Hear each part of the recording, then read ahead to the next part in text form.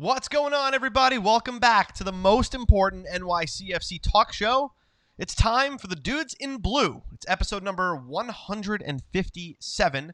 Thank you so much for joining us.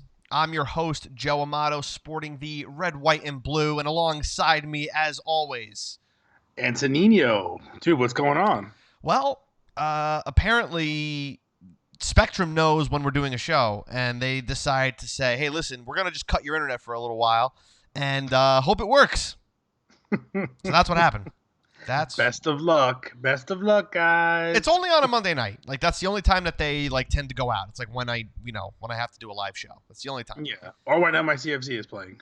Or that, yeah, especially. But hey, listen, we're here. We're live for episode number 157. We're excited to be here. It's going to be an interesting show because there's some NYCFC stuff that happened a month ago, and we got a lot of other soccer going on at the same time. So we're going to probably dive into that as well.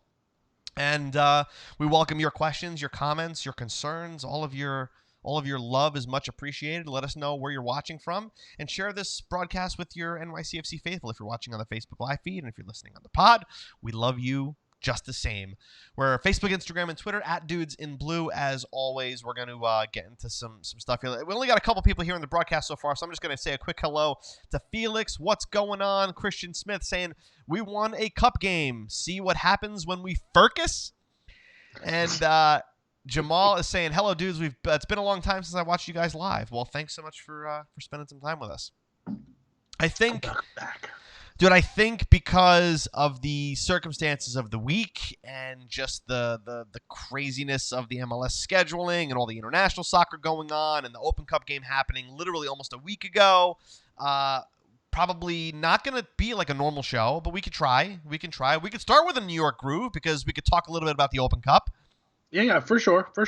But again, there's so much different stuff going on than what usually happens. So, if we don't follow format tonight, I don't think anybody's going to really have a problem. No, not at all. So let's talk briefly about NYCFC's inaugural Open Cup victory over North Carolina FC, a commanding victory nonetheless, 4-0. That was it was a good showing. We saw the likes of Justin Hack. We saw Keaton Parks Keaton Parks and the like. And it was good. It was a good performance. I thought Maxey had a phenomenal match, he was lights out with his passing, just fantastic. And the dudes showed up. Like, the boys in blue showed up. The unusual suspects came through. And dude, Tony Rocha was playing phenomenally. You had Stoyer making some sick stops, especially towards the end there. We'll talk a little bit about that. I mean, dude, it was a good game. Yeah, I think everybody took their opportunity that normally doesn't get one. They took it, and they all performed really well. Keaton Parks had a fantastic game. JP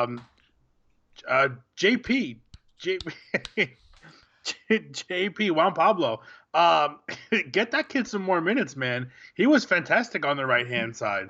And Rocha, I mean, again, when you give these people opportunity, and again, you are taking it the fact where you're playing an opponent that's on the lesser side, but they have something to play for, and they're going to come hard, and they're going to try to beat you, and you have to kind of, if you're going to take the game seriously and the competition seriously, you got to come prepared, and we did, and everybody kind of stepped up, and everybody looked really, really good. Yeah, it was good. It was look. I went in when you're going in with expectations low, and then the team not only performs at such a high level, like, it got me excited. Like, it was a breath of fresh air. It was a very commanding win. I mean, listen, let's be honest here. I mean, a lesser opponent. I mean, it's just the nature of the beast, right? The nature of this cup. But at the same time, when you have guys that don't get minutes and we have no idea how they play from a public standpoint, a lot of it is pretty evenly matched as far as I'm concerned. So yeah. I thought I think again, Maxi Morales is a big key player in here, and again, he played with a midfield role, and look what he's able to create out of the midfield. That's where he belongs. He was having himself a hell of a day, and his passes over the top were just butter. I mean, they were landing right on whoever was playing forward at the time, he passed it right into the chest, down in front, and created tons of scoring opportunities. Really, just absolutely fantastic game from him. It was a lot of fun to watch that game.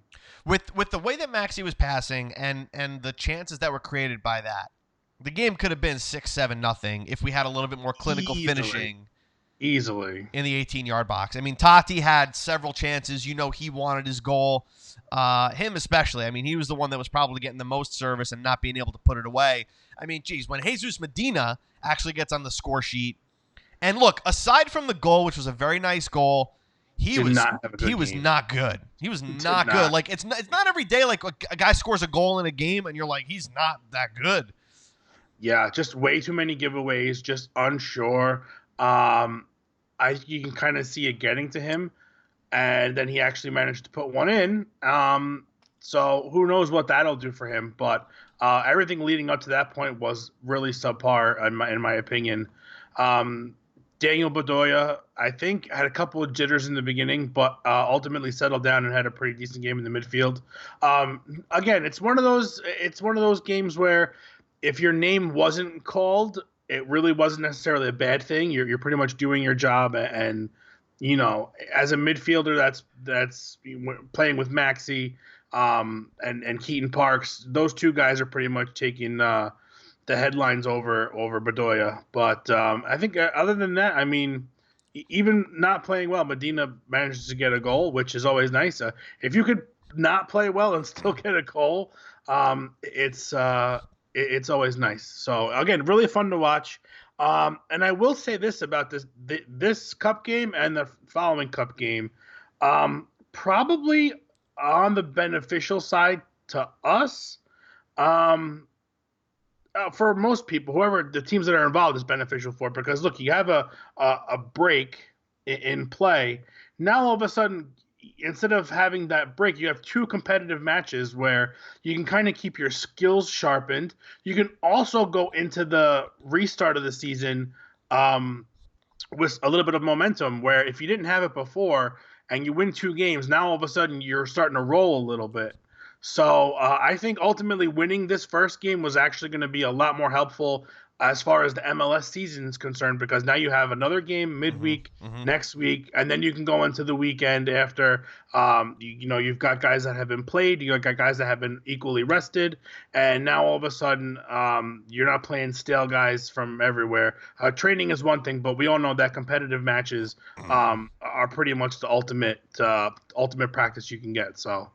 Well, we haven't done so well with having long breaks of no games. Right. We don't usually come back hot no matter how rested we are. So I'm cool with I mean, listen, first of all, I'm cool with advancing in the Open Cup. You got to win a few more games and you might be able to lift some hardware, Sure.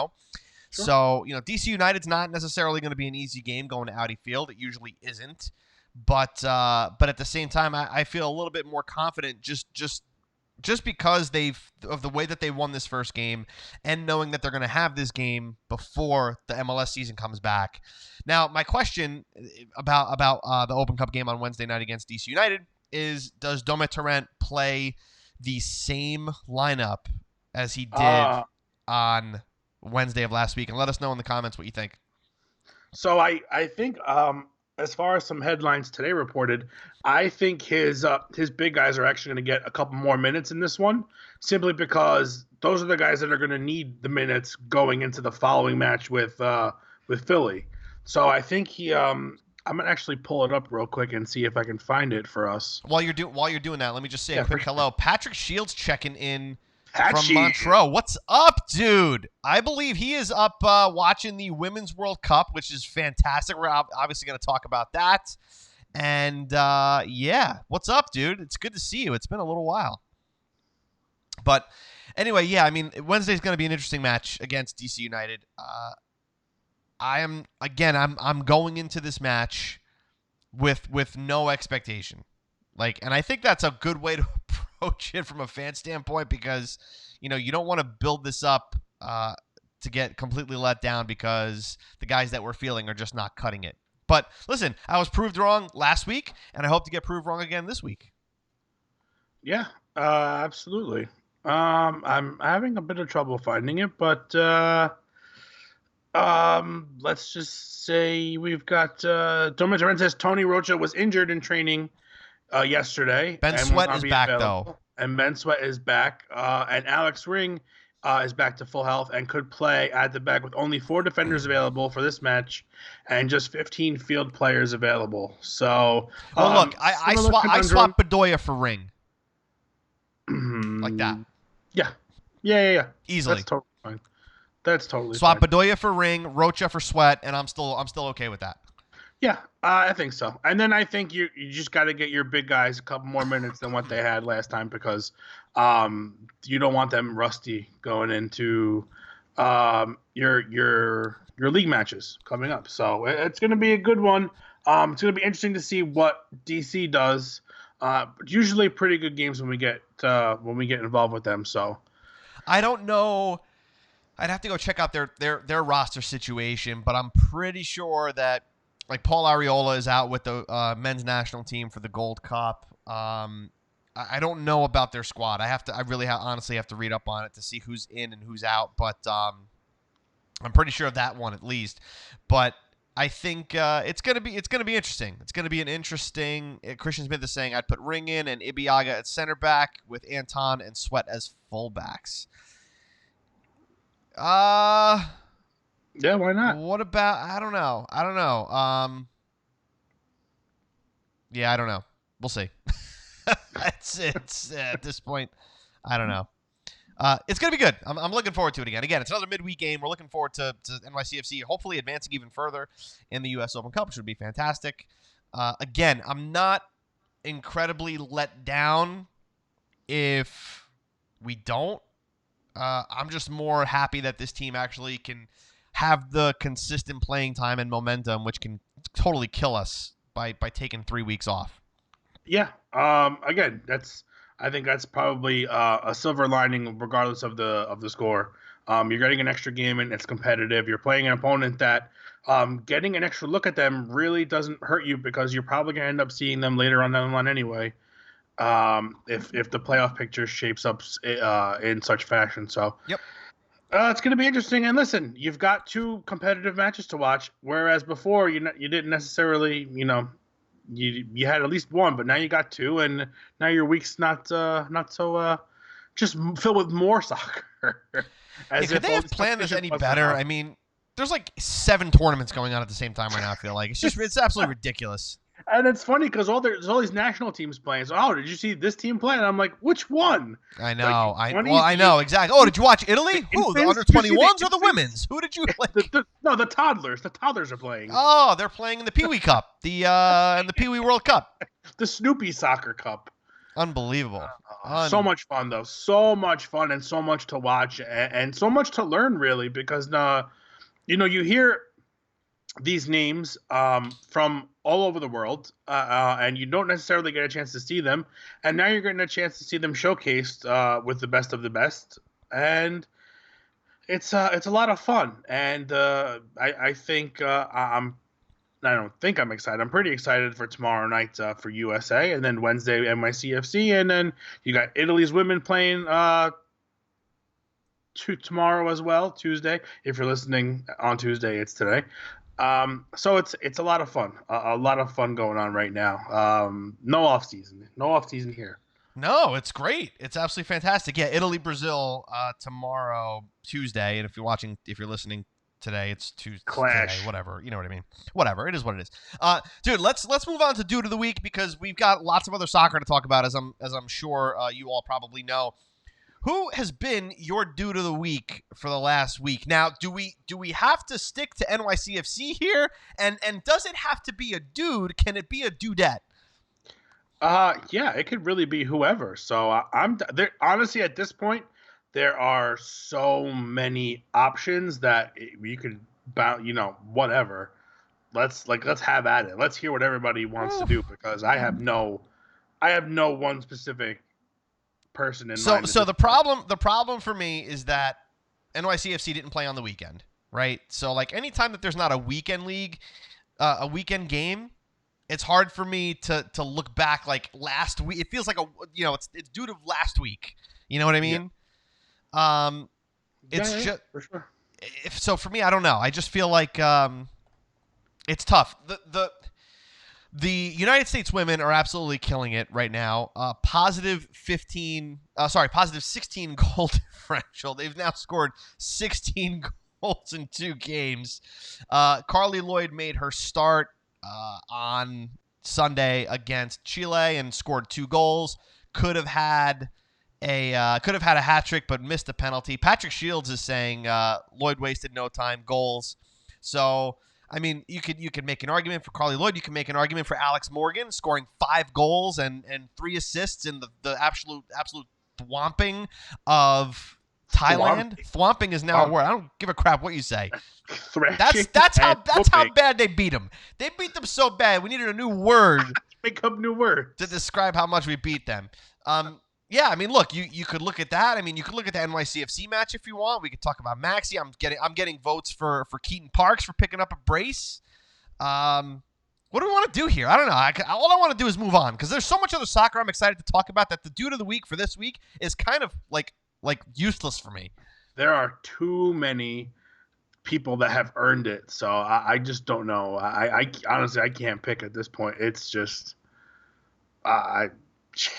whatever. Keaton Parks? I don't know. Yeah, well, to keep it NYCFC related, I would say I would give it to Keaton Parks. I think he had a fantastic game, and it's nice to see someone score a goal with their head in the opposition goal, not in our goal. Yeah, seriously. Felix is saying thromping is a thorough beating. Thank you. That's what it is. Thank you. He just defined a word that I just totally made up.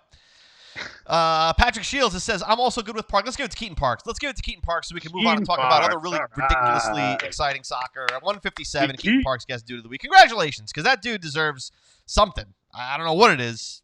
Well, now I do. It's dude of the week. There you go. All right, dude. Moving on here. Let's start with the Women's World Cup. I think we got to obviously talk about this. This has been absolutely amazing. The United States. Now, we didn't really get a chance to talk about this, and I had thought about even doing a little separate episode about what happened last week with the women destroying Thailand 13-0. Don't go there. Where? Don't go in that general direction. Unless we're going to combine Ant's rants with Joe's rants. Oh, no. Really? Yeah. Well, we can skip Ant's rants and we'll just talk about it now because I think it's going to be a really good discussion. And honestly, if we let it linger past today, it's probably going to be old news anyway. So I think it already is old news. So I almost don't want to hang on it too much because we've been there was another game that happened. You know what I mean? Yeah. Well, I want to hear your opinion. I want to hear your opinion of the 13-0 game. What was your opinion, your initial reaction in a few short sentences here? My quick hot take is the fact that I think that running up the score is totally fine when goal differential matters. Not to mention you're in probably the biggest stage of your life, and some of those players were their first caps for the United States in a World Cup, their first goals in a World Cup. So it's a thing to be celebrated. My only issue is the extent of the celebrations that happen on goals 7, 8, 9, 10, all the way through 13, which it seemed as though they had won the World Cup. Now, that was my only issue with it. But listen, I'm USA pride here. I am so pro USA. I wanted them to score 16 or 17 on this team just because I like watching my team score goals, right? And if we can't watch the men score goals, I would rather watch the women score goals with the same jersey on.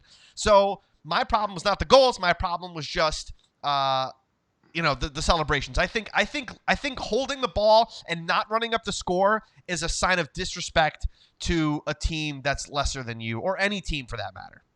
Yeah, I'd have to agree 100%. In a format where goal differential can be used as a determining factor as to who goes through or who gets a higher seed, you pretty much score at will. So many people have said, listen, if you don't want to get scored on, start defending. Play defense. Play defense. Don't let them score. That's your problem. But for me, it's more of a sportsmanship thing. Once you're up by once you go past the 4 goal mark, I think that's where you kind of got to tone it down a little bit with the celebration. I know what's exciting and I know what's adrenaline, but especially with this team, like these people, these women have all been there before. Like this team is no stranger to the World Cup. They've won it, plenty of times to know what it feels like.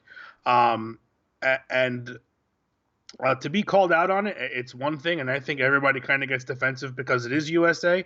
But I think if any other nation was doing it, we would have no problem pointing fingers and saying that, hey, look, the excessive celebrating is not really called for. And again, holding the ball and passing around and trying to kill clock, it doesn't make for good television, number one. Nobody really wants to watch 45 minutes of passing, back and forth. They want to see the goals. The goal differential, they can help you later on down the line, regardless of how many you score. These blowout games can happen to anyone, and there's you can put up a 6 spot, and you've seen the goal scoring chances in the last 2 games, right? You've seen how easily the score can get up there. So also there's an issue of you can actually get hurt not playing at 100%. You train at 100%. You condition your body to run the 90 minutes at full pace. You don't run to jog to take it easy. And usually when people do that and try to take it easy is when they get hurt, because their muscles aren't really, they're not ready to do that. The muscle memory isn't there for that. It's meant for full speed or, resting. So again, people can get hurt that way. So for me, again, running up the score is not really an issue. But the celebrating is just, it's much. But listen, I mean, you do what you want to do. You scored a goal, you have the right to celebrate. It's just, I would hope that, and regardless of men's, women, I don't care who it is, any team, I would call them out on it. There's no need to go nuts when you're up by double digits. So there was 2 things. There was 2. Well, it's really just kind of one thing that I was kind of surprised about. Moving on to the USA Chile game, I thought that with the way that the U.S. women's team acted and celebrated in their 13-0 beating of Thailand, that Chile was going to come at the U.S. a lot more physically than they actually did. Yeah. I anticipated Thailand to get incredibly physical and just start kicking our girls, but I think that team... Start jujitsuing everybody? I thought that team was just so beat down They just gave up. They couldn't run. They could barely run. I mean, they were passing the ball into the net. So, but I was kind of surprised at Chile not coming out as hard, and I'm talking physically on the women than they did. That being said, that was another game, dude, that coulda, shoulda, woulda, shoulda been 6-7-0 if it wasn't for the Chilean goalkeeper in the second half, literally standing on her head, stopping every damn ball that came in the direction of the goal. It was insane. Yeah. Christian Endler, I mean, she is fantastic. My God. I mean, the reflexes and even the goal that was scored that she got a good chunk of. Mm-hmm. I mean, she made a crazy effort to get there, and it just so happened that the ball deflected in. But she was ridiculously out of this world. She's fantastic, and I think what you kind of come up here is that you've got an all-world goalkeeper on a team that doesn't kind of match up to her level of play. I don't think they're as talented as she is. I think there's a lot of holes in that lineup. To be honest with you, it really didn't look like they were ever going to get close to the USA box. It just didn't look like they were going to get anywhere near it. They didn't have a chance. Has Alyssa Nair even touched the ball at all in goal for the United States? Remember her? Here's how bad it was. I don't remember her coming into the picture. That's what I mean. I was thinking this. I was like, okay, if I'm a goalkeeper, right? Doesn't that throw off your rhythm? If all of a sudden things come at you, and you know what I mean? You got to be on for 90 minutes, and I'm telling you, it felt like for stretches of 15, 20 minutes at a time, Nair didn't even touch the damn ball. No, didn't even come into the view on the screen. And again, it's a nice luxury to have that your defense can play so well and stop pretty much everything. But when you're now going to play against a team like Sweden, who is immediately going to press you, Exactly. Is she going to be on? And that's my question. And that's what I'm actually looking forward to see on Thursday. How is our goalkeeper going to react to a team that's going to play physical, that's going to try to score goals? It's going to be a fun one to watch for sure because you're talking about two teams that are very, very good. And playing for the first spot in the group. Yeah, yeah. And again, just really, really fun games to watch. There's plenty going on. There's plenty of skill. The technical ability of these athletes are just some of them are freakish. I mean, Endler, the keeper for Chile, she is a freakish athlete. I mean, she looks like she weighs all of 90 pounds, and yet she's making stops that I don't know men that can make those stops. She's just agile and just outstretched, and to be able to have the reflexes like that, she is absolutely fantastic. I would take her on my team any day of the week. Oh, it's incredible. It's fun. Like you said, it's fun to watch. Either sex you can play for our team. Seriously, I know. Yeah, 100%. It's just yeah, it's exciting to watch. Like I'm in it. I was very much into the Women's World Cup back in 2015. I'm just as much in it now. You see a lot of the same faces, a lot of familiar faces. And what was interesting about the Chile game was that most of our quote unquote stars were on the bench. I mean, Alex Morgan was on the bench. Megan Rapinoe was on the bench. It's just you have two A teams almost essentially in what happened here. I mean, it's just amazing. I forgot who said it. One of the players said it today. We have the best team in the world and the second best team in the world. Yeah, that's yeah, exactly. When it comes down to it, you think about it and you see what they just did. Yeah, it's pretty easy to agree with her on that. For sure. Anything else exciting happening in the world of the Women's World Cup for you? Just a lot of fun to watch. Competitive soccer, regardless of who is playing. To me, the gender doesn't matter. The game is still the same. The rules are the same. You have to follow the rules. The same number of humans on the field, and it's just fun to watch. Especially when you've got these players that are so talented that you really never get to see during the year because it's just the leagues are women's soccer is not really broadcast.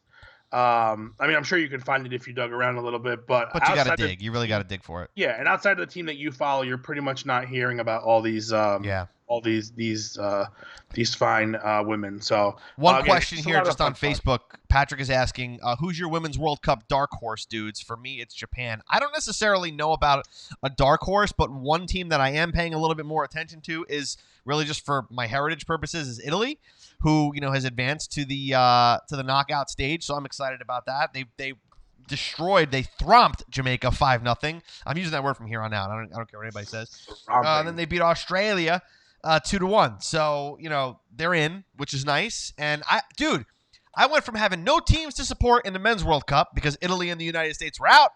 And I've got two teams to look forward to in the Women's World Cup. All the teams. It's amazing. Yeah, it's a lot of fun. And then you've also got like U21 games going on, U20 games going on, and just a lot of fun to watch. Soccer of tomorrow, really happening. It's true. Phenomenal. Yeah, it's very, very, very true. Let's I guess move on to the Gold Cup because United States men's national team takes on is it Guyana tomorrow night if I'm not mistaken. 10 o'clock. So yeah, is it that late?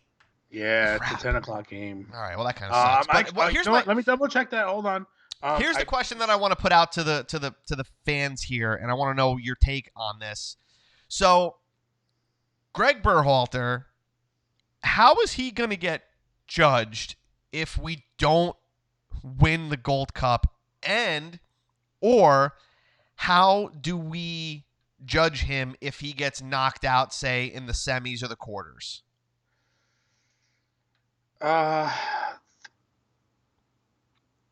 It's a tough question. Yeah. And again, it's always that first time coach, how much of a window do you get to work with putting together a squad that can win games and be competitive?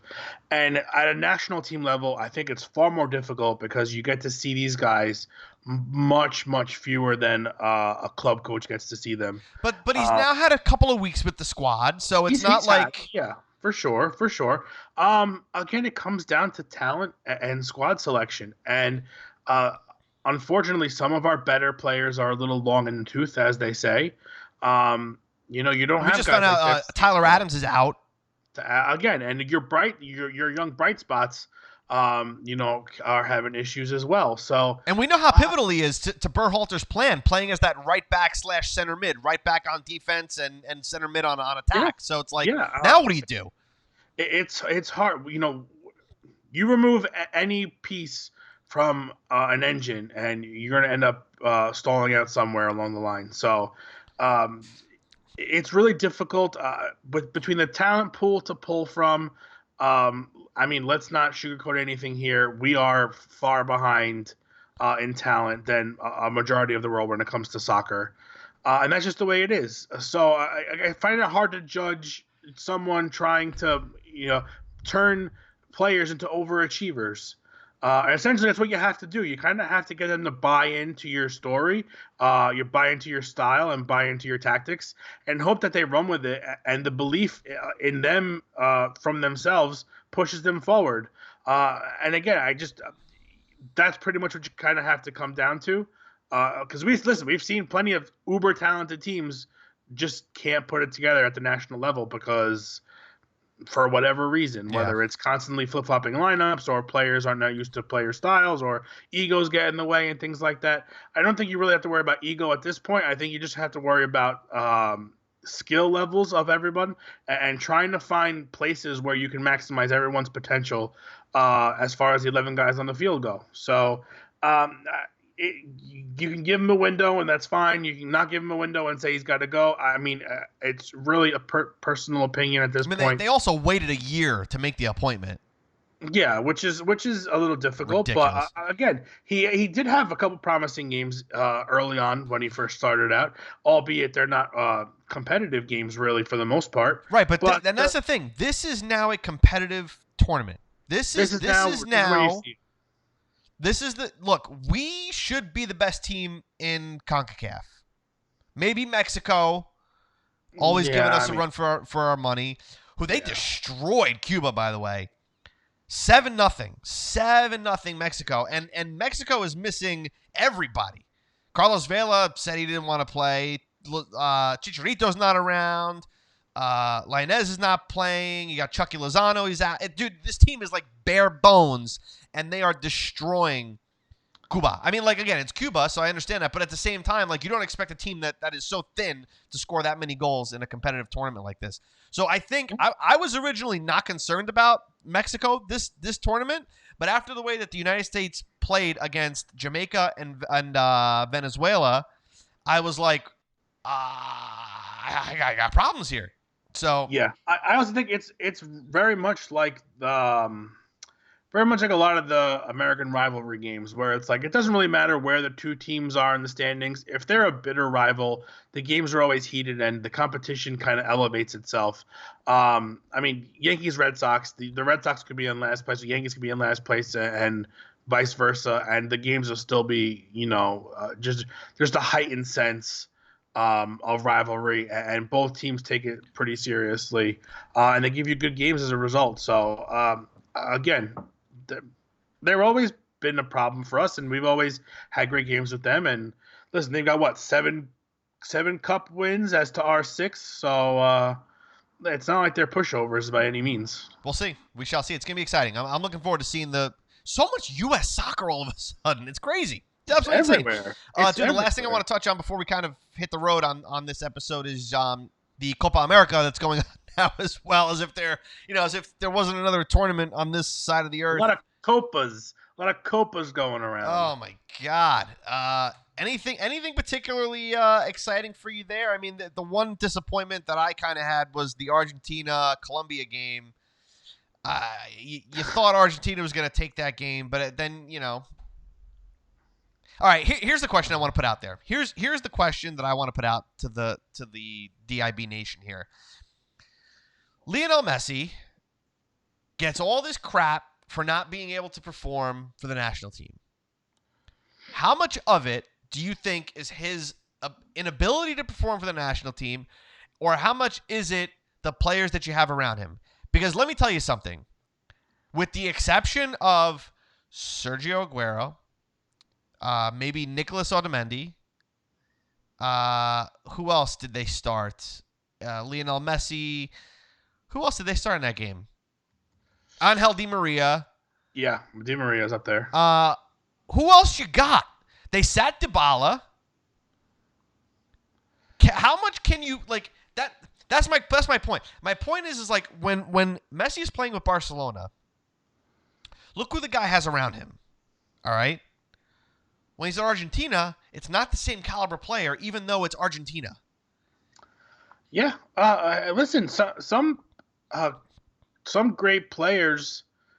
It's hard to play with them because you're trying to elevate yourself to their level, because you want to play that hard. You want to be, you want to be with them. You want to be helping them. You want them to help you. And sometimes you just can't get there.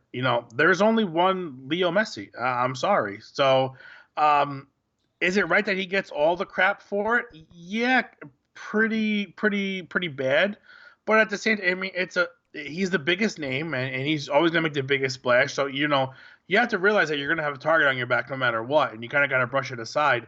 But I think it's a team game and a team sport, and you really have to have guys around you that they don't have to be the most talented, but they have to know how to play with you, and you have to know how to play with them. And I just don't think that this team, for whatever reason, they just can't get it to click when it comes to competitive games. I don't know what it is, because they have the talent is there. One of the most talented squads I've ever seen. I mean, they're just fantastic when it comes to individual talent. But again, individual talent always doesn't always mesh well, and you can see it here. It's on full display for you to watch. Yeah, it's unreal. In the comments here, they're talking about how bad Ecuador looked. Did you watch any of the Uruguay-Ecuador game yesterday? I had it on. Ecuador? No, I did not actually see it, but enlighten, please. So, there was an Ecuador red card for an elbow to the face on Nicolas Lodero. Here's what was really cool, and what I particularly found cool about this game. Not the fact that they scored 4 goals, but just the fact that, okay, you had a goal scored by Nicolas Lodero, an MLS player, who was assisted, if I'm not mistaken, by Luis Suarez. How friggin' awesome is that, right? When on one side of the pitch, you've got, one of the, up until essentially recently, really, one of the best strikers in Europe in Luis Suarez, the biter, and an MLSer on the other side, and one is feeding the other. Like, dude, absolutely amazing. That, to me, is so exciting when you can see that happen, and it pays off. Not that you just see them in the same team, or you see them in the 18 or the 23 or whatever the hell. You see them on the same pitch, and they actually perform together. It's freaking amazing. Oh, just imagine seeing Maxi play for Argentina. Wow. And having a game that he had, like in the Open Cup, just being able to string passes together and give others opportaniel it shows these guys can play at any level. And yeah, again, but it's dude, fantastic. come on. But the Maxi Morales compared to a Danny Bedoya is not a Luis Suarez to Lodero. Oh, no. But I'm saying if you were to play Maxi in Argentina and him setting up Aguero for goals, it's still pretty freaking cool because again, you want to be the guy scoring, obviously, but it's pretty much the same type of situation. Again, how many people can actually live out that dream? It's especially when it comes to national teams, because you have to have that nationality factor in there where you've got to be of the same nationality to play. So not everybody's going to get to play with Leo Messi. Christian just said that Maxi would be an upgrade over 90% of Argentina's midfield. Listen, why the hell not? I don't know. I don't understand that team. I don't understand. If I'm not, he has gotten caps for Argentina before, hasn't he? I don't know. Somebody fact check it. I got it right here. Let's check it out. But yeah, it's just it's a frustrating one. It was a frustrating one in the World Cup. It was frustrating. It was frustrating in the last Copa America in the final where they went down to PKs and they lost on that. It's like, come on. It's like, what do you do? You got the world's best player on your team, but it doesn't mean anything because there's still 10 other guys that got to play with you. Yeah. It's what it is. So he actually What do you got? Yes, made his senior international debut, 4-1 friendly victory over Venezuela on the 16th of March 2011. So yeah, he was in 2007. He was on the under-20 squad. All right, so he had one international senior cap. I don't know. I'm not getting the actual caps here. I'm just getting yeah. There's not much information here. All right. Wikipedia is not really the greatest thing in the world, but whatever. Whatever, it is what it is. Yeah, but he's played for them. So actually, hold on here. Yeah, one cap, one appearance. There you go, one cap. 16 for U20. He was too short. It's just, I don't know. It is what it is. Dude, there's only really one other thing that I wanted to just touch on before the end of the show.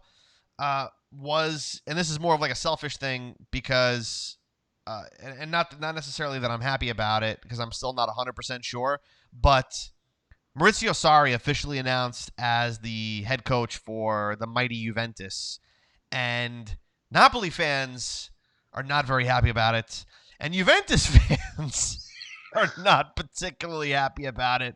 Well, I tell you what, they're not really happy about it because there were a lot of reports flying around that Pep was set to take over some weeks ago. Pep said over and over and over again, he's not going anywhere. So did Patrick Vieira. Listen, it happens. Yeah. It happens. So Maurizio is bringing his sorry balls back to Serie A. I'm so sorry. Listen, when are Napoli fans not sour towards Juventus? But even the Juve fans are like, come on, what is this? Oh, this guy, seriously? Listen. So I just had to put that out there. And I don't know if it's hardware. He won hardware this year. I don't know if it's still got some legs, or I don't know if it's still got if it's still got any legs or not, but Chelsea were reportedly in talks with Frank Lampard for a 3-year deal. Right? Like, whoa. Listen, I mean, he did a fantastic job in the second division in the championship. Almost got his team promoted. And if there's anyone who bleeds Chelsea blue, the first person you have to think of David is Luiz. Oh, it's Frank Lampard. Didier Drogba. Hey. There you go. Dude, he's too busy playing and owning a team here somewhere in the he's Midwest. Having fun in the Midwest. Actually, I think is he still in Phoenix? Yeah, I think so. Listen, God bless him. Fantastic. I know. It's amazing. Let's let David Villa buy NYCFC and have him take over this team. Listen, I'm down. I'm down for whatever. Back. This team has this season has such a weird feels strange to it. It really does feel weird. Like everything was really not as bad as it seemed. Like, but it was very doom and gloom for a while. Well, I think it's because other teams are doing like way better. Yeah, but they've also played a lot more games. That's true. But I also think the breaks kind of throw us off too because it's kind of easy to not to be disinterested, but there's so much else going on at this time of year that it's easy to get interested in other things and get involved in other things where you kind of forget that soccer even happened. Yeah. Dude, next year you're going to have the same problem. You got the Euros next year. Yeah, for sure. It's crazy. Sure. But listen, it makes, if you love watching it, it makes for a great summer all around. Plenty of games to watch, so no shortage of that happening over here. We're gonna have a great time talking about it for the next couple months. Yep, for sure. This has been good, dude. This has been good despite not having a format but we had a lot to talk about. So we really appreciate you guys spending time with us for episode number 157. If you can, we would really appreciate it. Please don't leave us a review on Facebook or iTunes or Apple Music, Apple Podcasts, wherever the heck you're listening to us or watching us. It helps other people just like you find our show and tune in. So we really appreciate your feedback. It always helps us in making the show better and more about you. So we really appreciate that. Thanks for all the comments. And we're going to be back here Monday night at 8 p.m. for episode number 158, where we'll be having more of the similar conversations because I'm sure the storylines are all going to be changing. Not to mention, I'm sure there'll be more news out of Europe with the transfer window and just players moving around and all this crap happening. We'll have plenty to talk about. But we'll be back. That's for sure. Yeah. So 8 o'clock Monday night, Tuesday for the pod for episode 158. But dude, as always, stay blue.